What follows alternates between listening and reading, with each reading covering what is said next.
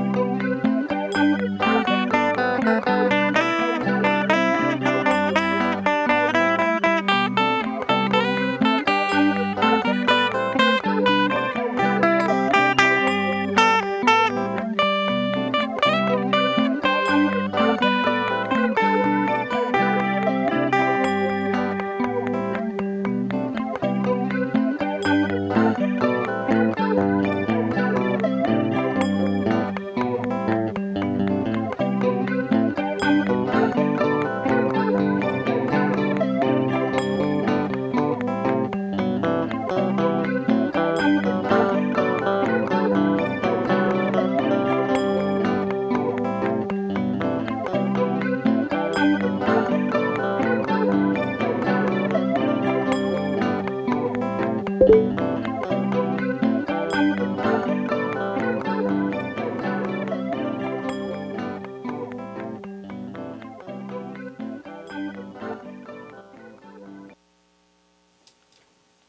impressive. Thank you so much, John. Yeah, that was awesome. I got to come back down to the studio after that. I was like in a different place. That was awesome. So, I mean, if our listeners aren't watching on Ustream.tv, which is a big mistake because this is really interesting to see what John's doing here in the basement, can you explain to our listeners what you just did there? Yeah, this is like I have a loop station, and so I record just a few things, and then I can basically just record over and over and over again. So because I have that, I've developed all these little toys and symbols, and these are my kids' little blocks. That's so awesome. Drum thing. That was a lot of fun to watch. So do you do all of that at your open mic night? Yeah, this is basically your setup. What I do. Yep. Awesome. Kevin Cox says, what is all that madness? I think I hear a triangle and a block. Like, yeah, he's pretty much hit that one on the... Yeah, almost. So you have like these cute little symbol things. They're like they're yoga, like meditation symbols. Oh, wow. Yeah. So I thought they were like those, what is it, the salsa dancing people have things. the little finger symbols. Sweet. And then they literally are like children's blocks. Yeah. I love it. So awesome. And then you have this little like accordion thing, and wow, that was a lot of fun to watch. So again, our listeners can go see your open mic night. And is it every single Tuesday? It is, at Against the Grain. At Against the Grain, and we are hopefully going to be out on the patio for the rest of the summer. That would be nice. I love being out on the patio. Yeah. It's really nice out there. I bet that brings a lot of people out. So what time does that start again? At 9 o'clock. 9 o'clock. 9 o'clock. Before we go on to another song by John, do you want to do our concert calendar? There's a lot of great stuff coming up. So